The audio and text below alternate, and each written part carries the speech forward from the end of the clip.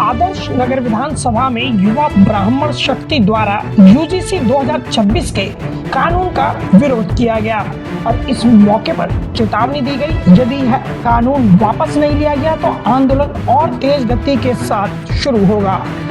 राजधानी दिल्ली के आदर्श नगर विधानसभा क्षेत्र में यूजीसी 2026 के नए कानून के विरोध में चल रहे आंदोलन के बीच युवा ब्राह्मण शक्ति द्वारा एक विशेष समारोह का आयोजन किया गया।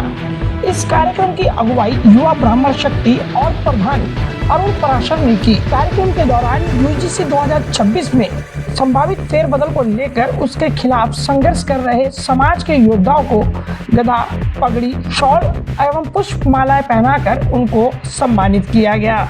इस मौके पर दिल्ली की विभिन्न विधानसभाओं से बड़ी संख्या में ब्राह्मण समाज के प्रतिनिधि और युवा कार्यकर्ता एकत्रित हुए। कार्यक्रम का उद्देश्य न केवल आंदोलन में सक्रिय लोगों को सम्मान करना था, बल्कि समाज को संगठित कर साझा मंच पर एक साथ लाने का संदेश भी देना था। तो होगा ना। और मैं ये आपके माध्यम से ये कहना चाह रहा हूँ कि ब्राह्मण और क्षत्रिय समाज ने हमेशा, ब्राह्मण समाज ने दिया है समाज को, सदियों से शिक्षा दिया है, लोगों को उस पद पे बैठाया है। ब्राह्मण समाज लिया है क्या समाज से? ब्राह्मण समाज ने तो वो करके दिखाया, एक चरवाहे को उठा के राजा बना दिया, सदियों से आया है। अब राजा दशरथ को देख लो, ब्राह्मण समाज ने उनको दिशा दिया, आज राजा थे, चक्रवर्ती राजा थे। मायावती को एक ब्राह्मण ने उठ के आया और मायावती को मुख्यमंत्री बना दिया। दलित समाज की बेटी थी, वो वहां दलित थी, तो ब्राह्मण ने तो कभी लालच नहीं किया कि हमको मुख्यमंत्री बनाओ, हमको मंत्री बनाओ। तो ब्राह्मण समाज ने दिया है और हमारे अंदर जो डीएनए है ना, ब्लड है ना हमारे अंदर, हमने देने का काम किया, लेने का काम हमेशा नहीं किया। आप कभी भी नहीं देखते किसी ब्राह्मण ने किसी को सताया हो, किसी ब्राह्मण ने किसी का हड़प लिया हो।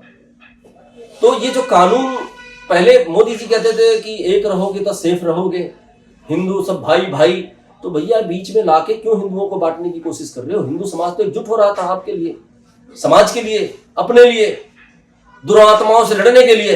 तो आपने जैसा एक अपने ऐसा डाल दिया लाके समाज में, आज समाज विघटित होने का टाइम आ गया, समाज अलग बंटने का टाइम आ गया। आप अपने नेतागिरी के चक्कर में, अपने सरकार के चक्कर में, आप लोगों ने अगर ये कानून लेके, तो अब एक कानून को बैक करना पड़ेगा। अब सवर्ण समाज ने आपने लाया, सवर्ण समाज जाग चुका है। ब्राह्मणों ने जब भी अन्याय के खिलाफ उठा के सर्वनाश कर दिया है, और हम जन्म का भी कांड कराते हैं, पिंडदान भी करते हैं। हम यही कहना चाहूंगा धर्मेंद्र प्रधान जी को आपके माध्यम से, ये कानून जल्दी से जल्दी आप बैक करिए और इसको खारिज करिए। नहीं तो तुम्हारा, अगर किसी ब्राह्मण ने जन्म का कराया होगा तो ये ब्राह्मण ये तुम्हारा पिंडदान कराएगा। बस 2 शब्द हमें बोलना था। ठीक, दरवाजा आवाज आ रही है ना। हम लोग सामान्य वर्ग से आते हैं और ये सामान्य जो समाज है हमारा, जिसको आप लोग या मीडिया की भाषा में स्वर्ण भी कहते हैं, नॉन रिजर्व कैटेगरी, आज हम सब लोग इकट्ठे हैं।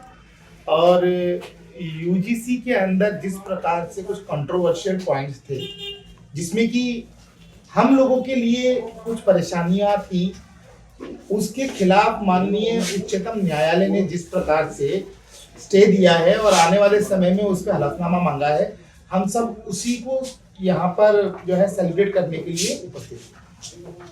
क्या लग रहा है, ब्राह्मण समाज की बात करी जाए, जिस तरह से आप लोग ने आवाज़ उठाई, सोशल मीडिया पे वायरल हुआ, चैनल पर भी चला, इसका कितना असर पड़ा? देखिए, मैं पहले तो आपको स्पष्ट कर दूं कि जो सामान्य वर्ग है अपने अधिकारों के लिए अपूर्णतः सक्रिय है, और यहाँ बात हमारी आने वाली पीढ़ी की थी, हमारी नस्ल की थी।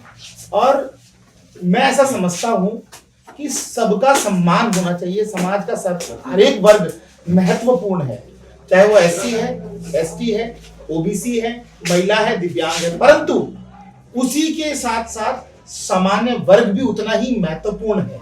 और सामान्य वर्ग देश की अर्थव्यवस्था में सबसे ज्यादा कंट्रीब्यूशन भी करता है। लेकिन जिस प्रकार से अभी यूजीसी ने नोटिफाइड किया था कि यदि कोई सामान्य वर्ग के छात्र के खिलाफ किसी भी प्रकार की कोई कंप्लेंट करता है और वो झूठी पाई जाती है, तो उसके बाद सामान्य वर्ग के उस छात्र को तो जो मानसिक और शारीरिक प्रताड़ना होगी उसका कोई भरपाई नहीं, और जिसने भी वो झूठी कंप्लेंट की है उसके ऊपर कोई कार्रवाई नहीं। ये जो एक नियम था ये बहुत विवादास्पद नियम था।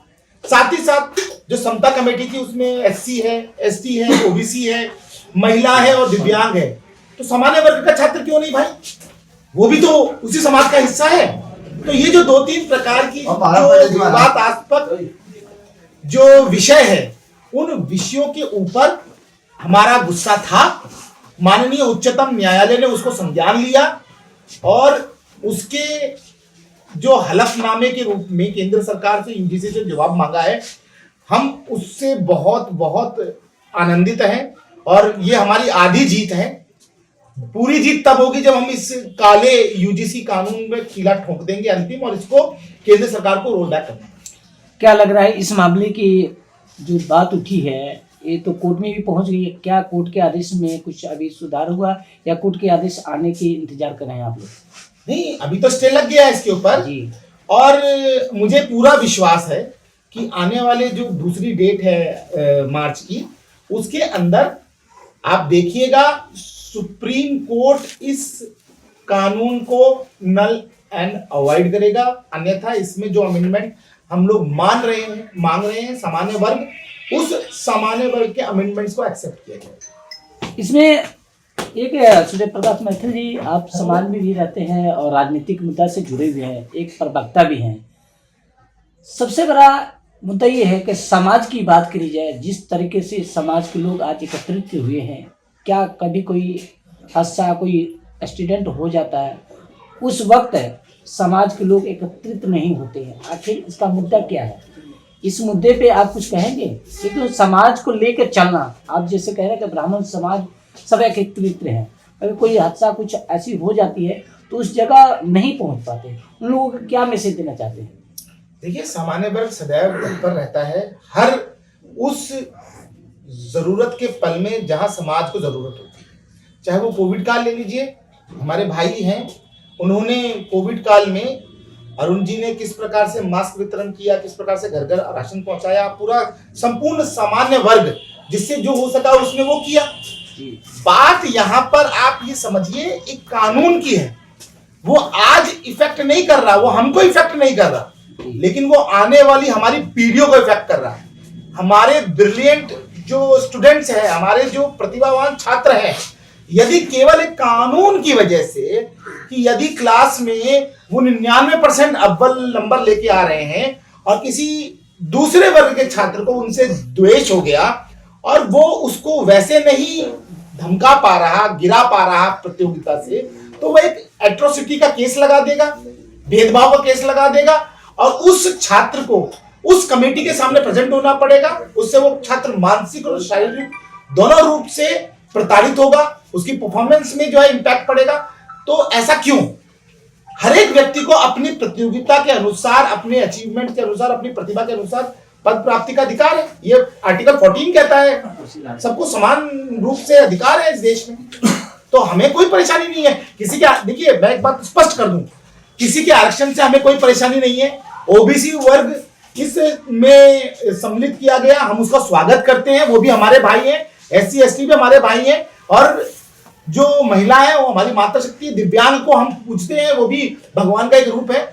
लेकिन सामान्य वर्ग के संग अगर 2M दर्जे का जो है अगर व्यवस्था की जाएगी तो वो स्वीकार। सर, अपना परिचय बताइए, क्या नाम है आपका? सर, मेरा नाम अरविंद तिवारी है। तिवारी जी, समाज की बात की जाए, सारे समाज एकत्रित हुए हैं, क्या उद्देश्य है, मोटिव क्या है? साहब, मैं तो सबसे पहले धन्यवाद करना चाहूँगा तत्कालीन सरकार का। 25 साल पहले ओबीसी को जगाया और 25 साल बाद अब सवर्ण समाज को जगा दिया है। इन्होंने ये मुद्दा छेड़ को कम से कम हमें जगा तो दिया है कि जो हम इधर उधर बिखरे हुए थे आज इकट्ठे हो गए। आप अगर नाम देखो बिल का नाम है promotion of equity regulation act. Promotion किसका हो रहा है? केवल दूसरी जातियों का। प्रमोशन रुक किसका गया जी? सवर्ण समाज का। ये प्रमोशन का कौन सा तरीका है कि आप हमारे ऊपर हमारा ही केस थोप दो? हमने कौन सा गुनाह कर दिया इनके लिए या किसी के लिए भी? मैं किसी पार्टी से पहले भी बोल चुका हूँ, मैं किसी पार्टी धर्म से कोई लेना देना नहीं है। ये सवर्ण समाज के खिलाफ आया था और इसके चक्कर में सुप्रीम कोर्ट को खुद भी बोलना पड़ा। जो 2 सदस्यीय पीठ थी उन्होंने खुद ही बोला कि जी हम समाज को बांट रहे हैं। जहाँ जोड़ने की बात की जाती है वहां आप धीरे धीरे ऐसा कर रहे हो कि जी बट जाए, बट के आपस में लड़े। जब आपस में लड़ेंगे तो आप जो एक नारा देते हो एक भारत श्रेष्ठ भारत, वो कब बनेगा और कहाँ से बनेगा जब आपकी यही मानसिकता रहेगी। तो हमने किसी जाति किसी धर्म का विरोध कभी नहीं किया, हम अपने बचाव के लिए उतरे, हम किसी का विरोध करने के लिए नहीं उतरे, हम अपना बचाव कर रहे हैं कि हमें इसमें शामिल किया जाए या हमें इस कानून को रोक के हमें एक सुरक्षित जैसे चल रहा था। आखिर सुप्रीम कोर्ट को भी बोलना पड़ा कि 2012 का एक्ट दोबारा लागू किया जाए, तो वही लागू हो। हम उनके किसी के खिलाफ नहीं है, बार बार यही हम विनती करते हैं कि जी हमें या तो इसमें जोड़ा जाए या हमें इसे पूरी तरह लागू। ठीक कुछ जगह दिया है। अभी भाई साहब मेरा सम्मान कर रहे थे, मैंने कहा कि अब सम्मान का समय गया है, अब सम्मान को वापस कैसे लाया जाए।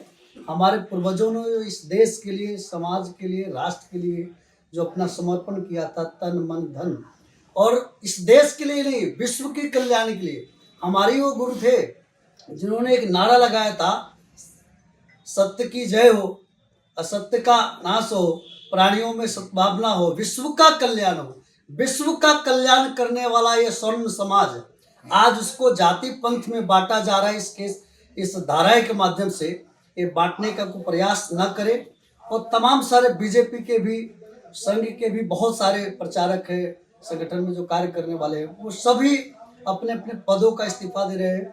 करीब मेरे पास सूचना जो है आपको बता दूं, पूरे भारत से 30 ऐसे IAS IPS MBBS डॉक्टर अपने अपने पदों को छोड़ दिया है। वो क्यों छोड़ दिया? 1.5 लाख 2 लाख रुपए का स्किल उठाने वाला व्यक्ति वो 1.5 लाख रुपए की महीना सैलरी नहीं कमा रहे थे, एक स्वाभिमान के लिए काम कर रहे थे। पैसा तो वैसे भी कमा रहे हैं। अभी हमारे भाई साहब ने कहा कि हम लोग बड़े बड़े बिजनेसमैन हैं। बिजनेसमैन तो हम लोग हैं। जो ब्राह्मण समाज और क्षत्रिय समाज, क्षत्रिय क्या समाज को, राष्ट्र को रक्षा करने वाला समाज था। और ब्राह्मण कोई जाति नहीं होता। आज मैं आपको बता दूं, ब्राह्मण एक दिशा था, ब्राह्मण एक संस्कार था, ब्राह्मण एक अग्नि है, ब्राह्मण एक वायु है, ब्राह्मण एक पृथ्वी है, ब्राह्मण एक आकाश है। और इस चीज को अगर आप छेड़ने का कोई प्रयास किए हो तो मुझे लगता है कि आपका मूल और समूल नाश हो जाएगा। शीघ्र अतिशीघ्र मैं उस संगठन से, उस पार्टी से, उन नेताओं से, और खास करके मैं अपने फेसबुक से लिख भी दिया हूँ धर्मेंद्र प्रधान जी को कि सावधान धर्मेंद्र प्रधान, आग से खेलने का कोशिश मत करो, जल के राख हो जाओगे। कुछ लोग जलने के बाद तो अंत्येष्टि कर लेते हैं, पर आपकी अंत्येष्टि भी नहीं होगी जब ब्राह्मण के कोप के सामने अगर आप सामना किया तो। ब्राह्मण से तो जिन बैर करी, ब्राह्मण से परमेश्वर हारी। आप इस स्वर्ण समाज को ललकारे हो और इस ललकार में आपको वो हर्जाना भोगना पड़ेगा कि आपके पीढ़ी में आगे कोई नेता नहीं होने वाला है। अब नेता होगा ढोल बजाना, बॉम्बे में जाकर के आपको ऐसा दिन आने वाला है। इसलिए उनको मैं अंतिम बार चेतावनी देना चाहता हूँ, शीघ्र अतिशीघ्र इस केस को, जो ये धाराएं हैं, जो एक्ट है, इसको वापस ले। अब पूरे स्वर्ण समाज के सामने नतमस्तक होकर क्षमा याचना करे, तब इनका दोष कटेगा। फिर हो सकता है कि क्रोध में हम लोग आकर के जो इनको श्राप दे दिए, इस श्राप का कुछ विकल्प निकल सकता है, अन्यथा कोई विकल्प नहीं होगी। हर हर महादेव, जय गौ माता जय। क्या इस मामले को लेकर क्या राजनीतिक मुद्दा से देखा जा रहा है? इसमें कोई राजनीतिक मुद्दा नहीं है। ब्राह्मण समाज, क्षत्रिय समाज, कभी स्वर्ण समाज कोई राजनीतिक नहीं करता। हम राजनीति पैदा करते, हमसे राजनीति है, हम राजनीति से नहीं है। वाह, ठीक।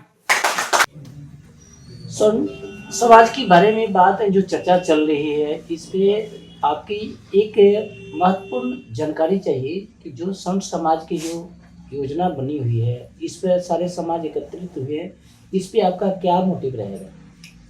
पहले तो मैं आपके न्यूज चैनल से ये कहना चाहता हूँ, जो भी हमारे स्वर्ण समाज के व्यक्ति जो जिस भी पद पे थे, जिस भी पोस्ट पे थे, उन्होंने जिसने इसका बहिष्कार किया इस काले कानून का, मैं उसका आपके चैनल द्वारा हाथ जोड़े धन्यवाद करता हूं कि उन्होंने इस काले कानून का विरोध किया।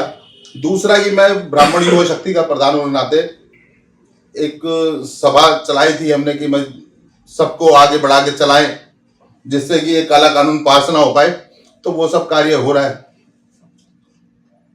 तो सरकार से कुछ मांगे हैं या सरकार से हमारी यही मांगे हैं कि इस काले कानून को जल्द से जल्द वापस लिया जाए। आदर्श नगर विधानसभा में युवा ब्राह्मण शक्ति द्वारा आयोजित यह सम्मान समारोह विरोध कार्यक्रम का एक स्पष्ट संकेत देता है, जहां यह बात स्पष्ट है कि यूजीसी 2026 का नया कानून केवल एक शैक्षणिक मुद्दा नहीं रह जाता, बल्कि यह सामाजिक और राजनीतिक विचार विमर्श का भी मुद्दा बन चुका है। ऐसा कहना है युवा ब्राह्मण शक्ति, जो कि इस कार्यक्रम के आयोजक रहे, और उन्होंने भविष्य में इस आंदोलन को और भी तेज करने की चेतावनी दी है। नई दिल्ली से सत्याग्रह टीवी के लिए ब्यूरो रिपोर्ट।